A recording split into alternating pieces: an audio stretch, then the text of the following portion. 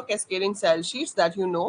Cascading हम क्यों कहते हैं? क्योंकि हमारे पास 3 तरह की स्टाइल शीट्स होती हैं. We have inline style sheets, we have embedded style sheets and we have external style sheets. Inline style sheets में आप स्टाइल को एज एन एट्रीब्यूट यूज करते हो टैग के साथ.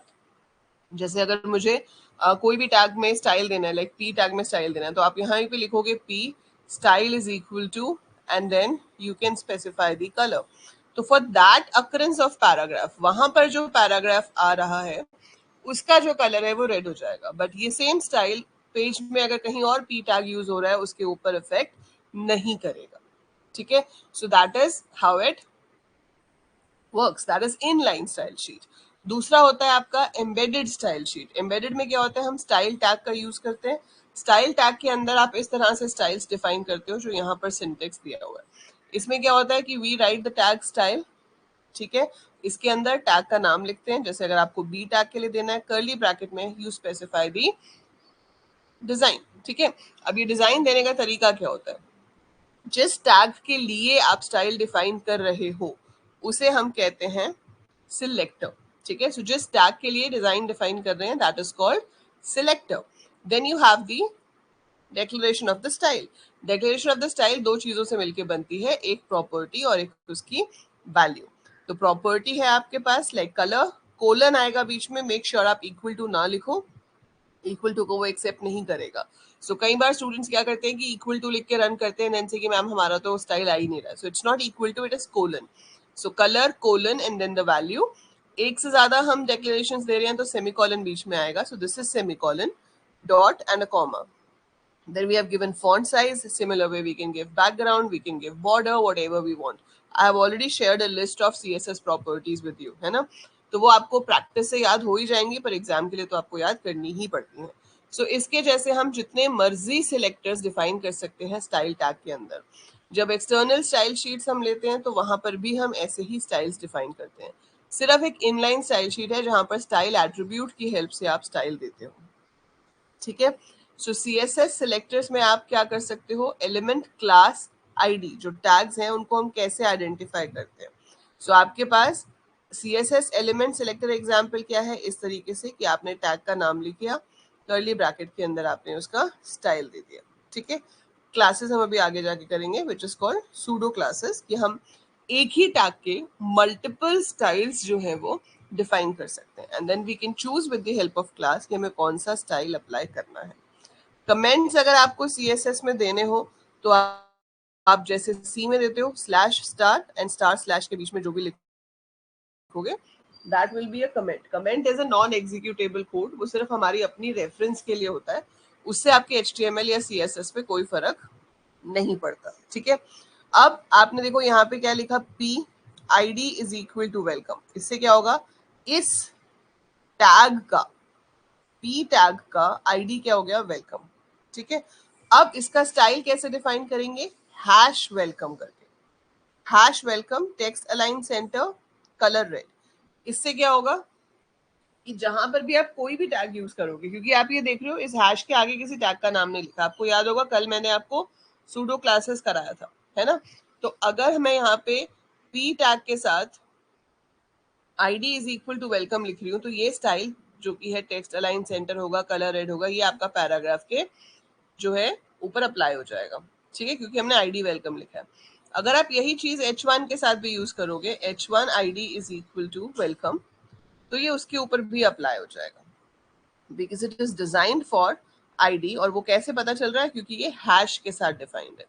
जो क्लासेस हैं वो डॉट के साथ डिफाइन होती है. ठीक है, तो जो ID है वो हैश के साथ डिफाइन होता है और जो क्लासेस हैं वो डॉट के साथ डिफाइन होती है, जैसे आप यहाँ देख रहे हो. So dot centre, text align centre. तो अगर आप किसी भी टैग के साथ class is equal to centre लिखोगे तो उस पर ये अप्लाई हो जाएगा. इसका फायदा ये होता है कि हम इसमें क्लास को टैग के ऊपर बेस भी बना सकते हैं. इसमें नहीं बना सकते आप ऊपर वाले में ना. उसमें आपका एक जनरल आईडी बनता है जो किसी के साथ भी यूज हो सकता है. यहाँ पर आप बना सकते हो एज पर योर क्लास. तो आपने P.C1 बना दिया, P.C2 बना दिया, फिर हम जो भी क्लास लिखेंगे, class is equal to this या class is equal to that, उसके अकॉर्डिंगली वो काम करेगा. ठीक है, now 3 ways to insert. I told you external, internal and inline style sheet. External में क्या होता है कि आप एक पेज ही अलग से बनाते हो. You make a separate page. आपने एक अलग पेज बनाया, किसी भी टेक्स्ट एडिटर में बना सकते हो, लेट्स से नोटपैड में बनाया. इसमें आपने अपने सारे स्टाइल्स डिफाइन कर दिए. अब जिस पेज के ऊपर आपको ये अप्लाई करना है, जिस पेज के ऊपर आपको ये अप्लाई करना है, उसमें आप हेड सेक्शन के अंदर ये टैग दोगे, विच is called link tag. Link tag empty tag होता है, इसको हम क्लोज नहीं करते. सो लिंक शुरू करना है.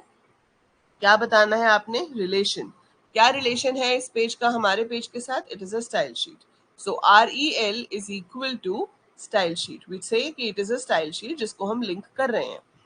Type is equal to text/CSS, मतलब या ये टेक्स्ट फाइल है या CSS फाइल है. And then comes your HREF, सबसे इंपॉर्टेंट, जहां पे आप बताओगे कि कौन सी फाइल को आप लिंक कर रहे हो. ठीक है. और उस फाइल के अंदर क्या होंगे? इस तरह के कुछ स्टाइल्स. तो मैं आपको ये बना के भी दिखा दूंगी अभी. सो I create and show you how we implement external style sheet. तो स्टाइल्स देने का तरीका बिल्कुल वही है, कोई उसमें चेंज नहीं है. बस इतना फर्क है कि ये स्टाइल्स हमने एक अलग फाइल में लिखे और उस फाइल को इस लिंक टैग की हेल्प से अपने पेज के साथ लिंक कर दिया है. इसका बेनिफिट ये होता है कि जब मेरे पास बहुत सारे पेजेस होते हैं वेबसाइट में, है ना, तो सारी वेबसाइट सेम लुक को फॉलो करती है ना. आपके हेडिंग्स के कलर्स, आपके इमेज के बॉर्डर्स या पैराग्राफ्स की अलाइनमेंट यूजुअली सेम होती है सारे पेजेस पे. तो व्हाई शुड वी राइट दो स्टाइल्स अगेन एंड अगेन? हम उन स्टाइल्स को बार बार क्यों लिखें? हम उन्हें एक जगह एक फाइल में लिखते हैं और उन सारे पेजेस पे जहाँ पे मुझे वो स्टाइल चाहिए, उन पेजेस के अंदर मैं ये लिंक टैग दे देती हूँ ताकि वो स्टाइल उसके ऊपर अप्लाई हो जाए. ठीक है. अगर आपको कोई ऐसा स्टाइल चाहिए जो सिर्फ एक ही पेज के लिए चाहिए, मतलब मुझे वो स्टाइल सिर्फ एक पेज के ऊपर ही अप्लाई करना है, तो I can use internal style sheet. So style type is equal to text CSS. इसमें हमने स्टाइल टैग के अंदर वही सेम स्टाइल्स डिफाइन किए हैं, पर ये सिर्फ उसी पेज पे एप्लीकेबल होंगे जिस पेज के अंदर आपने इस स्टाइल टैग को लिखा है. ठीक है. और इनलाइन तो पेज भी छोड़ो, सिर्फ वन अकरेंस के लिए ही अवेलेबल होते हैं जो हम स्टाइल एट्रीब्यूट के साथ देते हैं. तो आपने जहां पे P टैग यूज किया उस पे ये अप्लाई हो जाएगा कि कलर हो जाएगा ये सियाना, मार्जिन लेफ्ट हो जाएगा 20 पिक्सल्स. और जगह पे P टैग यूज हो रहा होगा तो उस पर कोई फर्क नहीं पड़ेगा. ठीक है. सो ये आपके पास होता है 3 type of styles. Cascading order I have already explained you कि सबसे पहले एक्सटर्नल स्टाइल शीट के स्टाइल्स अप्लाई होते हैं, फिर इंटरनल अगर उसको ओवरराइड कर रही है तो इंटरनल के होंगे, और अगर इनलाइन में आप उस स्टाइल को और मॉडिफाई कर रहे हो तो फाइनली जो आपको दिखेगा वो इनलाइन स्टाइल शीट वाला स्टाइल दिखेगा. तो सबसे ज्यादा प्रायोरिटी होती है इनलाइन की, फिर इंटरनल है, फिर एक्सटर्नल है, और ब्राउजर डिफॉल्ट, मतलब अगर हम कुछ भी स्टाइल्स नहीं देते, जैसे हम कुछ भी नहीं देते बैकग्राउंड कलर तो व्हाइट आता है, हम कुछ भी टेक्स्ट कलर नहीं देते तो ब्लैक आता है. वो मेरे सिस्टम की सेटिंग्स है. तो जो भी सिस्टम की सेटिंग्स होंगी that is your default, that's your browser default. ठीक है. That's how it comes. अब आती हैं आपके पास एक एक करके सारी प्रॉपर्टीज जो आपको याद करनी है. तो CSS में बैकग्राउंड की प्रॉपर्टीज क्या क्या है? आप बैकग्राउंड का कलर चेंज कर सकते हो, बैकग्राउंड इमेज चेंज कर सकते हो. We have background repeat attachment and position. इनका क्या मतलब है? सो बैकग्राउंड कलर मैंने यहाँ पर चेंज किया, ये हेक्साडेसिमल में दिया हुआ है, आप कलर का नाम भी लिख सकते हो. ठीक है. सो you can specify colours in 3 different ways. One is with the help of a hexadecimal, जिसमें हम हैश से शुरू करते हैं. 2 हेक्सा डिजिट्स होते हैं to tell red, 2 hexa digits होते हैं to tell the quantity of green, and 2 होते हैं to tell the quantity of blue. Then similar way you have RGB function. RGB function में आपको 0 से लेकर 255 तक कोई भी नंबर पास करना है, रेड के लिए, ग्रीन के लिए, ब्लू के लिए. तो एक्चुअली ये भी यही है, 0 to 255 ही है, बस हेक्साडेसिमल में, और ये डेसिमल में. या फिर आप डायरेक्ट कलर का नाम लिख सकते हो. ठीक है. And it's not only in style sheet, कहीं पे भी आप कलर्स दे रहे हो तो आप कर सकते हो. ठीक है. बैकग्राउंड कलर हो गया, किसी भी टैग का दे सकते हैं, जैसे हेडिंग का बैकग्राउंड कलर दे दिया, पैराग्राफ का दे दिया. DIV टैग होता है. DIV टैग खुद से कुछ नहीं करता, लेकिन अगर आपको काफी सारे कोड को ऐसे ब्लॉक में डालना है लाइक दिस, तो अब DIV में अगर मैंने कोई भी स्टाइल अप्लाई कर दिया तो इसके अंदर जितने भी टैग्स हैं, 5 6 7 8 what ever number of tags you have, उस पूरे डिविजन के ऊपर सेम स्टाइल अप्लाई हो जाएगा. तो DIV का फायदा यही होता है कि आप ग्रुप कर सकते हो मल्टीपल टैग्स को एक साथ, और उसके ऊपर आप यहाँ पर स्टाइल अप्लाई कर सकते हो. ठीक है. Then we have background image. Background image दे सकते हैं, हमने क्या लिखना है, बैकग्राउंड इमेज हाइफन फिर यूआरएल जहां पे भी आपका इमेज पड़ी है। तो ये यूआरएल फंक्शन है, इसलिए यूआरएल ऐसे ही लिखेंगे, राउंड ब्रैकेट में आप अपनी इमेज का नाम लिखेंगे, वो आपके पास आ जाएगी। अब आपने कभी नोटिस किया होगा कि अगर ये मेरा पेज है और इमेज का साइज मान लो इतना है, तो यहाँ पर इमेज आती है बैकग्राउंड में, ये पीछे व्हाइट ही रह जाता है या जो भी बैकग्राउंड कलर है वो रह जाता है। आप चाहते हो कि ये बैकग्राउंड इमेज रिपीट हो, तो अब रिपीट दो तरीके से हो सकती है, इधर के बाद इधर होगी, जब ये भर जाएगा फिर इधर होगी फिर इधर होगी, या पहले इधर होगी फिर इधर होगी, जब ऐसे भर जाएगा फिर इधर होगी इधर होगी। तो वो आप यहाँ पर बता सकते हो with the help of background repeat. Background hyphen repeat, अगर मैं रिपीट एक्स लिखती हूँ तो पहले वो हॉरिजॉन्टली फिल करेगा फिर अगली रो में जाएगा, और अगर आप रिपीट वाई लिखते हो तो वो वर्टिकली फिल करेगा, और अगर आप नन लिखते हो तो आपकी इमेज एक ही बार आएगी, रिपीट होगी ही नहीं। So image will not repeat, ठीक है। सो बैकग्राउंड रिपीट में नो रिपीट लिखने से वो आपकी इमेज को रिपीट नहीं करेगा। Fine. So that's how you can set the background of an image. You can also tell the positions. By default भी right top, by default left top पे आता है, आप बता सकते हो कि आपको कहाँ पर शो करना है, ठीक है। अब आते हैं बॉर्डर्स। किसी भी चीज के साइड पे हम बॉर्डर दे सकते हैं सीएसएस में। We can give border around heading, around a paragraph, around a normal text, किसी भी चीज के साइड पे बॉर्डर्स दे सकते हो। I will explain you these properties, but before that अभी तक कोई डाउट तो नहीं है?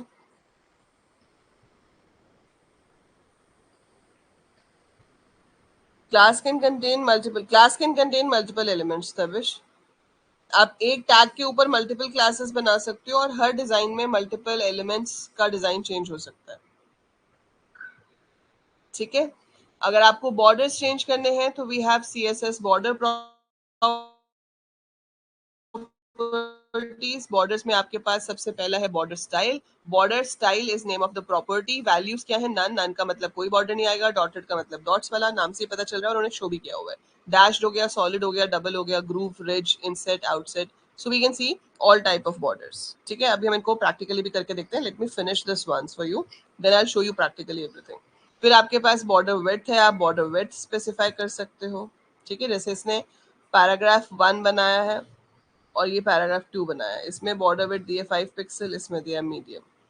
फिर हम बॉर्डर का कलर सेट कर सकते हैं। Then comes your text colour, ठीक है। आपको टेक्स्ट का कलर चेंज करना है, उसके लिए सीधा कलर ही एट्रीब्यूट है। टेक्स्ट अलाइनमेंट के लिए टेक्स्ट अलाइन है, which could be right, left, centre या जस्टिफाई। वो आप सबको पता है लेफ्ट अलाइन राइट अलाइन क्या होता है। जस्टिफाई का मतलब होता है कि दोनों साइड से, लेफ्ट और राइट से इक्वल मार्जिन होने चाहिए।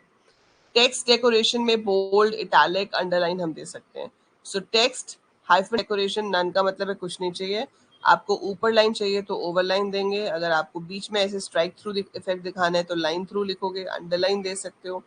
टेक्स्ट डेकोरेशन को ब्लिंक दे सकते हो, उससे क्या होगा कि वो ब्लिंक करता रहता है, ठीक है। टेक्स्ट ट्रांसफॉर्मेशन कर सकते हैं, अपर केस, लोअर केस या फिर कैपिटलाइज। कैपिटलाइज में क्या होता है कि पूरे सेंटेंस का सिर्फ फर्स्ट लेटर कैपिटल होता है, बाकी का सब स्मॉल होता है। आप इंडेंट छोड़ सकते हो, मतलब आगे आपको स्पेस छोड़ना है तो आप वो स्पेस एक्स्ट्रा छोड़ सकते हो इफ यू वांट। सो ये सारे आपके पास फंक्शंस हैं, ठीक है।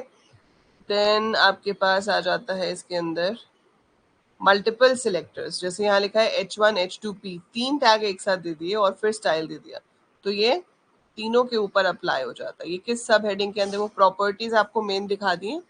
अब नेक्स्ट टॉपिक जो इसमें एक्सप्लेन किया हुआ है वो है ग्रुपिंग सिलेक्टर्स, कि आप मल्टीपल, जैसे अगर मेरे को H1 का भी कलर ग्रीन चाहिए, H2 का भी कलर ग्रीन चाहिए, पैराग्राफ का भी कलर ग्रीन चाहिए, सो I should not right it thrice, मैं उसको एक ही बार लिख सकती हूँ ऐसे, तीनों को लिख दिया कॉमा से सेपरेट करके और स्टाइल बता दिया, ठीक है। Nesting of selectors you have. Nesting of selectors में क्या होगा कि हमारे पास टैग है, फिर उसके बाद हमने यहाँ पर कलर और टेक्स्ट लाइन वगैरह दे दिया, ठीक है। Dot marked. डॉट मार्क्ड का मतलब क्या है कि आपका बैकग्राउंड कलर इसमें रेड है। अब marked is a general class, ये जनरल क्लास है। अगर मैं किसी भी टैग के साथ class is equal to marked लिखूंगी तो उसके ऊपर आपका बैकग्राउंड कलर रेड होगा, ठीक है। ऐसे ही जब आप नॉर्मल पी टैग यूज करोगे, ये वाला, तो आपका ब्लू कलर आएगा, अलाइन सेंटर होगा। और अगर आपने पी के साथ क्लास मार्क्ड यूज कर लिया तो क्या होगा, कलर ब्लू होगा, टेक्स्ट अलाइन सेंटर होगा, बट डॉट मार्क्ड पी लिखा है यहाँ पे। इसका क्या मतलब है कि हम इसमें से सिर्फ चेंजेस कर रहे हैं कि अगर मार्क्ड क्लास पी टैग के साथ यूज हुई तो टेक्स्ट अलाइन तो सेंटर ही रहेगा, लेकिन कलर जो है वो व्हाइट हो जाएगा, बैकग्राउंड कलर भी रेड ही रहेगा। तो ये वाले स्टाइल्स वही रहेंगे, लेकिन ऐसे लिखने से सिर्फ जो यहाँ आप करोगे वो ओवरराइट हो जाएगा। देखो, पी डॉट मार्क्ड अलग चीज है, P dot marked is different. इसका मतलब है कि मैंने टैग पी के लिए मार्क्ड क्लास को डिफाइन किया है, तो उसमें ये जो मार्क्ड क्लास है ये स्पेसिफिकली सिर्फ पी के साथ ही यूज हो सकती है, लेकिन ये मेरी जनरल है, this is a pseudo class, ये किसी के साथ भी यूज हो सकती है। नेस्टिंग का मतलब क्या है कि अगर क्लास मार्क्ड है और टैग पी है तो कलर व्हाइट होना चाहिए, ब्लू नहीं होगा। So that kind of nesting we can have. ठीक है, सो इस पे पूछा नहीं जाता वैसे कुछ, बट अगर आप खुद से ट्राई कर रहे हो तो आप इसको ट्राई कर सकते हो। Then you have positioning. ये एक इम्पॉर्टेंट चीज है थोड़ी, कि CSS में आप डिफरेंट चीजों को अलग अलग जगह पर पोजिशन कर सकते हो। CSS positioning properties allow you to position an element. It can also place an element behind another and specify what should happen when an element content is too big. Elements can be positioned using the top, bottom, left and right properties. ठीक है, अब by default जो होती है वो static positioning होती है, कि हमने एक जगह बता दी और वो उसी जगह पर अपीयर होगा। ठीक है, सो by default they are position statically. ठीक है, अब इसको अगर आपको डायनामिक बनाना है तो हम कैसे करेंगे? तो सबसे पहले है फिक्स पोजिशनिंग क्या होती है। फिक्स पोजिशनिंग में देखो क्या है, an element with fix position is position relative to the browser window. Browser window मतलब कि आपकी विंडो ये है, सो दिस पॉइंट इज 0 0। यहां से आप कितना आगे जा रहे हो, दैट विल बी राइट। ऊपर से आप कितना नीचे आ रहे हो, दैट इज टॉप। तो हमने यहाँ पे पी टैग के लिए एक क्लास बनाई पोजिशन फिक्स्ड। इसमें पोजिशन क्या दे दी, fixed. Top is 30 pixels, right is 5 pixels. तो ऊपर से 30 पॉइंट्स नीचे आएगा, राइट से 5 पिक्सल्स आगे जाएगा। ठीक है, और वहां पर वो आपके पैराग्राफ को शो कर देगा, that is a fixed position. Fine, then you have relative position. So relative position किस लिए होता है कि कभी कभी हम ऐसा करते हैं कि हमें कोई इफेक्ट दिखाना है, कि हमने इसके ऊपर होवर किया तो वो मूव हो जाए अपनी जगह से। ठीक है, या कोई और इफेक्ट दिखाना चाहते हो, तो पोजीशन में क्या लिखोगे, रिलेटिव। लेफ्ट में क्या लिखा, -20 पिक्सल, मतलब वो जहां कहीं पे है वहां से लेफ्ट साइड पे मूव हो जाए 20 पिक्सल्स। -20 कर दिया तो इस तरफ को जाएंगे, इधर को आपका 0 होता है, इधर को आपका मैक्सिमम होता है। अगर आप प्लस करोगे means you are going towards right, अगर आप माइनस करोगे that means you are going towards left. So if I increase the position तो it goes towards right, if you decrease the position it goes towards left. तो हम उसके हिसाब से इसकी पोजीशनिंग कर सकते हैं। ठीक है, और अगर आपको बिल्कुल एब्सोल्यूट पोजीशन बताने की एग्जैक्टली इसी जगह पर वो एलिमेंट दिखना चाहिए, तो हम position is equal to absolute देंगे, बताएंगे लेफ्ट कितने पॉइंट्स आगे आना है और ऊपर से कितने पॉइंट्स नीचे आना है। तो जो इमेज आप शो कर रहे हो या जो हाइपरलिंक आप शो कर रहे हो, तो वो हम डिसाइड कर सकते हैं कि कैसे शो होगा। जैसे कि यहाँ पर उसने किया, इमेज बनाई, इमेज टैग के साथ दिया है पोजीशन एब्सोल्यूट, लेवल 0, टॉप 0, मतलब बिल्कुल टॉप पे आएगा। और यहाँ पर हम z इंडेक्स देंगे, z इंडेक्स इसका दिया है -1। ठीक है, ये स्टैक ऑर्डर है, मतलब -1 वाला पीछे आएगा, अगर मैं z इंडेक्स 0 दूंगी तो वो इसके ऊपर आएगा, 1 दूंगी तो वो उसके भी ऊपर आएगा, कैस्केडिंग फॉर्म में आ जाएंगे। So we will try this. ठीक है, let's try this out so that you can understand it better कि एग्जैक्टली क्या करना है। ठीक है, ये कुछ इंपॉर्टेंट प्रॉपर्टीज दी हुई हैं।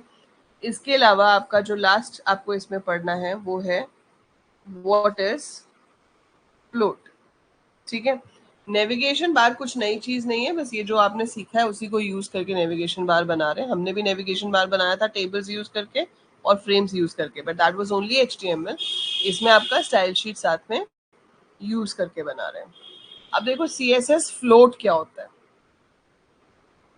अब आप जब कोई भी चीज, आपने देखा होगा अगर आप IMG टैग यूज करते हो, if you have ever noticed, write in the comments and let me know if you have ever noticed कि आप image source is equal to कुछ लिख रहे हो और उसके बाद आपने पैराग्राफ टैग दिया, तो ऐसे होता है, इमेज ऐसे आ जाती है और पैराग्राफ की जो लाइन है ना वो सिर्फ लास्ट वाले में आती है, मतलब इमेज के साथ आती है और उसके बाद आपका पैराग्राफ आता है।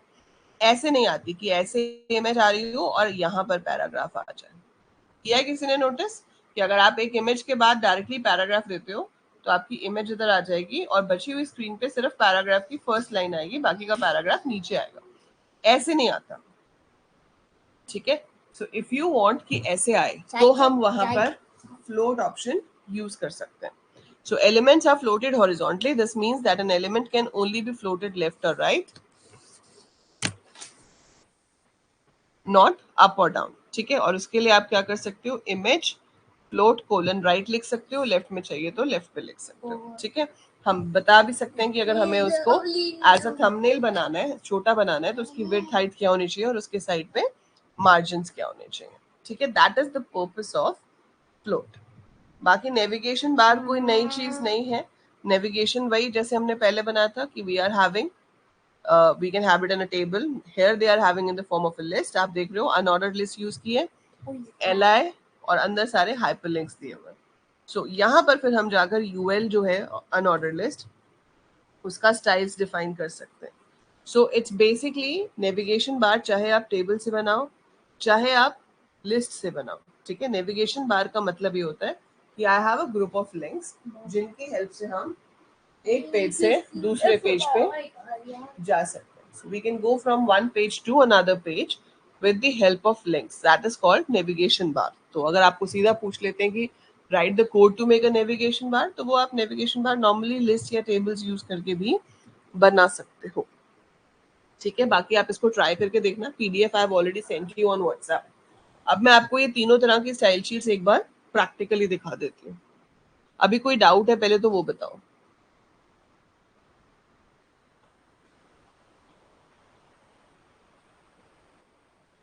It's kind of similar, Taran. Fixed and absolute is kind of similar. Relative is different. Tabish ये मैंने आपको बता दिया था, P dot mark will be different, क्योंकि P dot mark का मतलब है कि mark class will only work with the P tag. ठीक है, डॉट मार्क P का मतलब है कि मार्क किसी के साथ भी यूज हो सकती है, लेकिन अगर P के साथ यूज हुई तो कलर वाइट होगा। स्टैक में अभी करके दिखा रही हूँ हर्षित, देन यू विल अंडरस्टैंड। ठीक है, I show you, I execute it and show you so that you can understand it properly.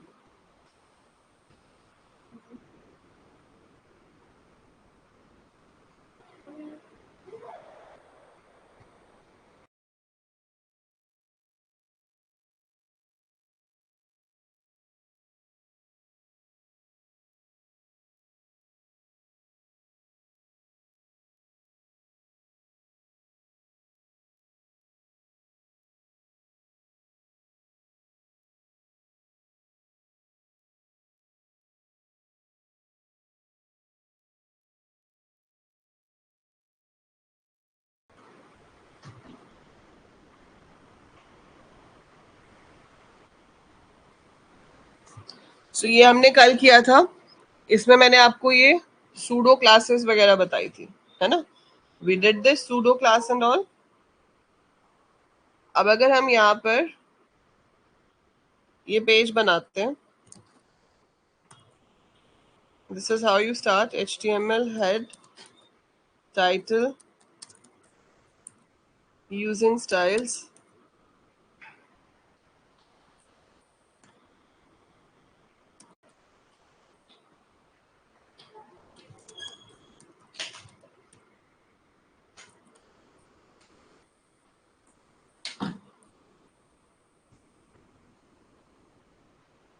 then I close the body tag, close the HTML tag.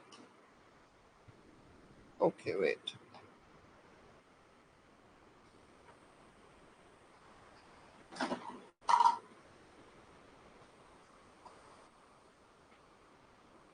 Is it visible now?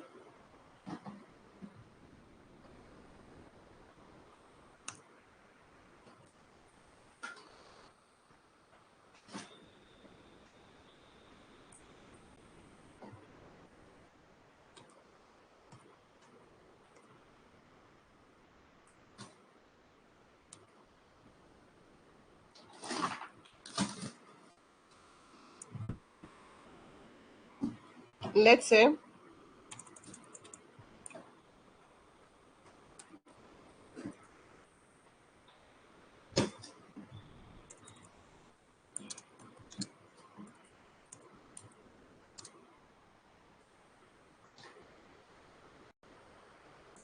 I have these 4 bold tags over here.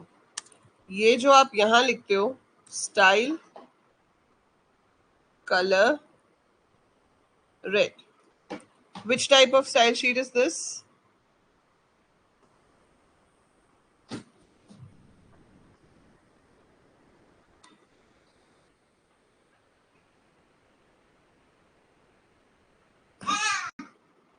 Which type of style sheet is this?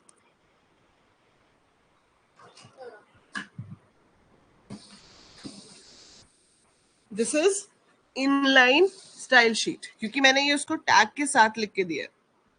ठीक है, अगर मैं यहाँ head tag में style tag दे देती हूँ और इसके अंदर मेरा सिलेक्टर है बी और मैंने यहाँ पर दिया है कि कलर जो है वो ब्लू होना चाहिए, फॉन्ट साइज जो है वो 20 पिक्सल्स होना चाहिए. ठीक है, आई save it and I refresh it. सो आप देख लो इसका जो साइज है वो 20 पिक्सल्स आ रहा है. I can give it 40 pixel and see the change.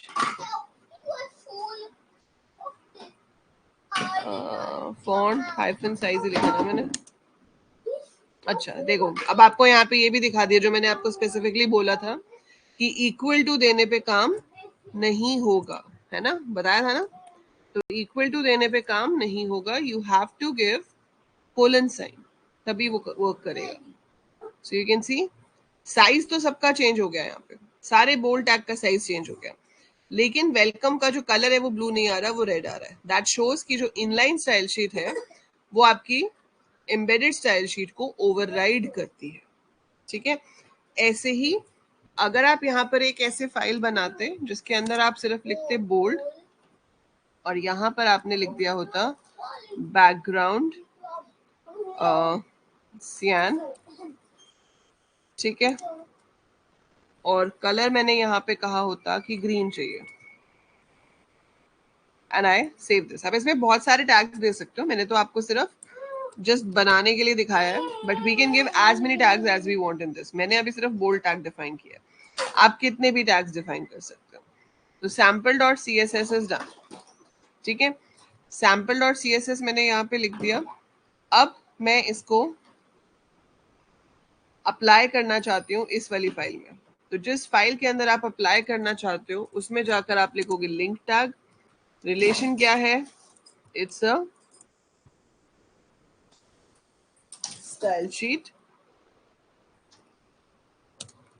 Type क्या है, text slash CSS, and href क्या है, sample डॉट CSS. ठीक है, now refresh it. So you can सी सबका बैकग्राउंड सियान हो गया, लेकिन किसी का भी कलर ग्रीन नहीं हुआ, है ना. सबका बैकग्राउंड सियान हो गया, but none of the tags is having green colour. क्यों? क्योंकि ग्रीन कलर नहीं होगा, आपने कलर को ओवरराइड किया हुआ है. तो बैकग्राउंड कलर तो नहीं था, इसलिए वो ओवरराइड नहीं हुआ, लेकिन आपका कलर जो है वो ओवररिडन था, इसलिए कलर ग्रीन आया ही नहीं कहीं पे भी. अगर मैं यहाँ पर बैकग्राउंड कलर को भी ओवरराइड कर दूं तो वो भी हो जाएगा. जैसे मैंने यहाँ पर कर दिया background yellow. Now I save it and I refresh it. तो ये ऐसे हो गया, देख रहे हो. So this is overriding, this is cascading style sheets. इस तरह से ओवरराइड करता है. सूडो क्लासेस मैंने आपको बताई थी. ठीक है, अब आप पोजिशनिंग वाला पूछ रहे हो कि मैम ये जो Z इंडेक्स है ये कैसे काम करेगा.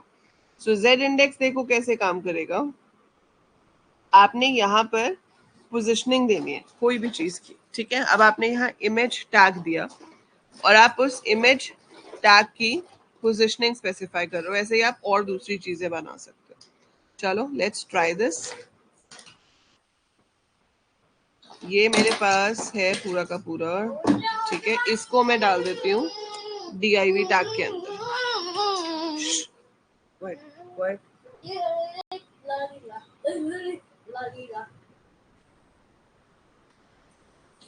So I put it in the DIY tag, ठीक है। अब यहाँ पर स्टाइल में मैंने DIY के अंदर ये सारी आपकी दे दी कि पोजीशन क्या है, एब्सोल्यूट।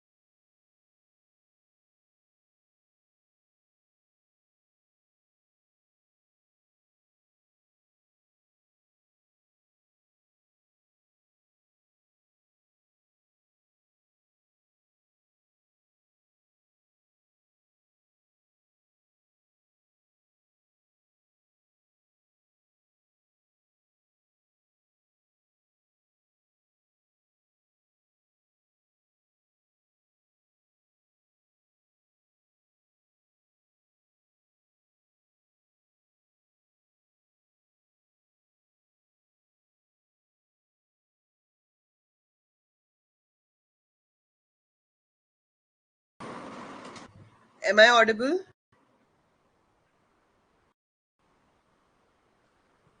इरफान आपने अभी ज्वाइन किया है क्या?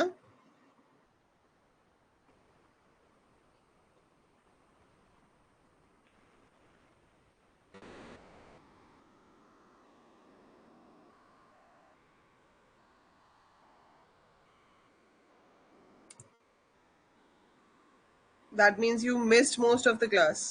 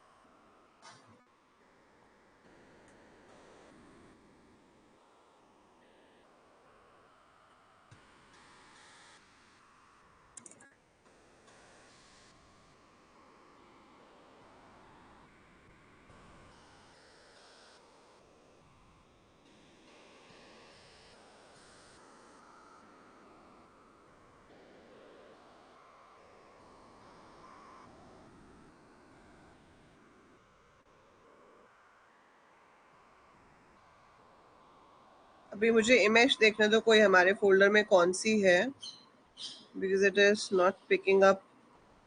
मैंने इसकी विड्थ 100 दी है ना, मैं आपको 300 देके दिखाती हूँ।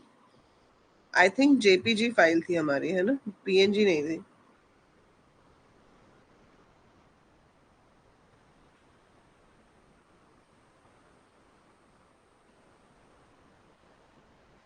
सो अब आप देख रहे हो ये?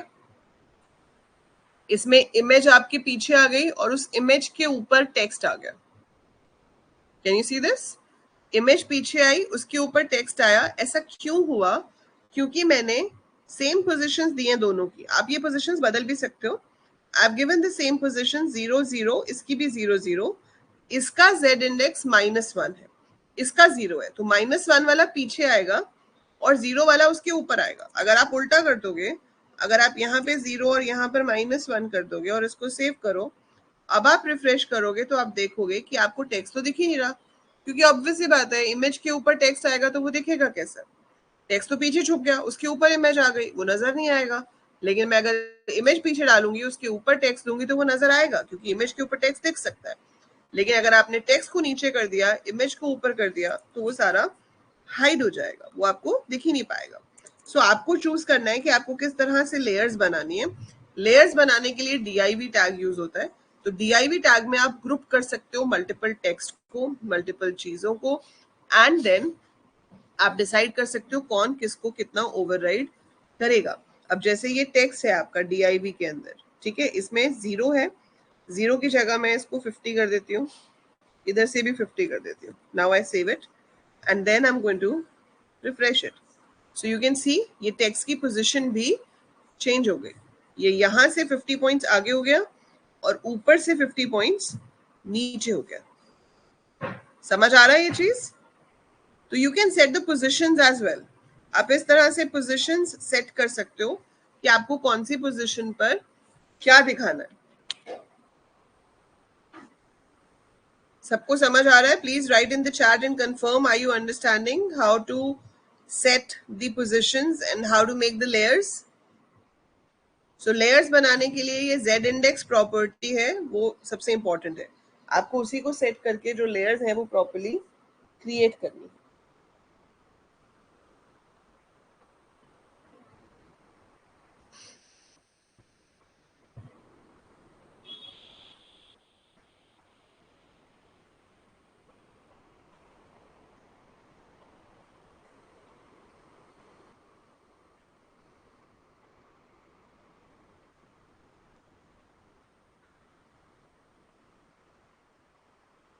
इसको मैं आपको व्हाट्सएप पे भेज देती हूँ।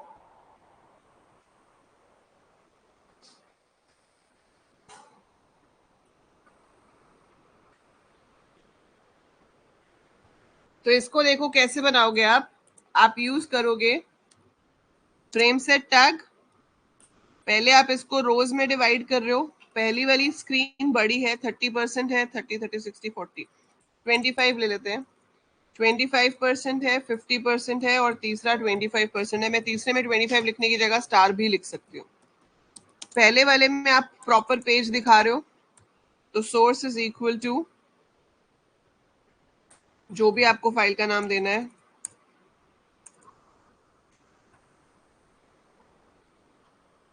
वो लिख दोगे। अब सेकंड वाला जो फ्रेम सेट है, मतलब सेकंड वाला जो फ्रेम है, वो फिर से दो हिस्सों में डिवाइडेड है। तो मैंने लिखा frame set cols is equal to 40%, नहीं 60-40 है ना, 60% कॉमा 40%। आप चाहो तो मैं इसको थोड़ा ऐसे आगे करके दिखा सकती हूँ, पर HTML है, सेम लाइन में भी लिखेंगे तो मतलब तो वही रहेगा। फिर फर्स्ट वाले में एक पेज ओपन हो रहा है, कुछ भी नाम दे दिया हमने, एनी पेज यू ओपन। फिर उसका जो सेकेंड हाफ है वो हॉरिजॉन्टली दो पार्ट्स में डिवाइडेड था, तो आप फिर से फ्रेम सेट लिखोगे और उसके अंदर लिखोगे रोज। वो 50-50% लिख रहे थे मुझे, मैंने यहाँ 50% दे दिया। फिर उनके अंदर जो फ्रेम खुलना चाहिए वो हम यहाँ पे देंगे। मैं अभी कुछ भी लिख रही हूँ, ब्लैंक आ जाएगा, but I am just showing you the structure.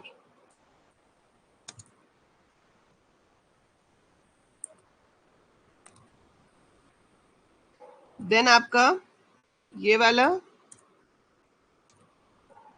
Frame set close होगा, फिर ये वाला फ्रेम सेट क्लोज होगा। अब जो तीसरा फ्रेम था वो भी अकेला नहीं है, उसके भी दो हिस्से थे, तो उसमें भी आप फिर से फ्रेम सेट शुरू करोगे and in that it was same as the above 60% comma 40% क्योंकि वो straight line जा रही थी और उसमें बस ये फर्क था कि further divide नहीं किया हुआ था. Further divide नहीं किया हुआ था तो frame source is equal to net1.html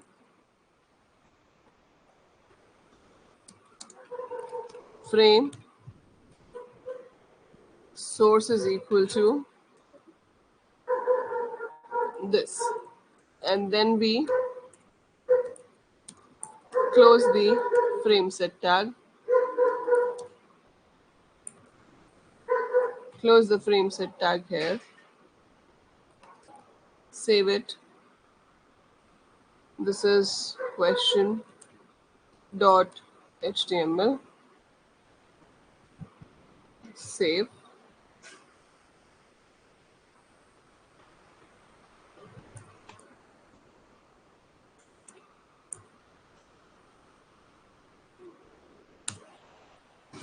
यही था ना, यहाँ पे मेरे पेजेस नहीं आए, पर आप देखो क्वेश्चन में यही था ना स्ट्रक्चर.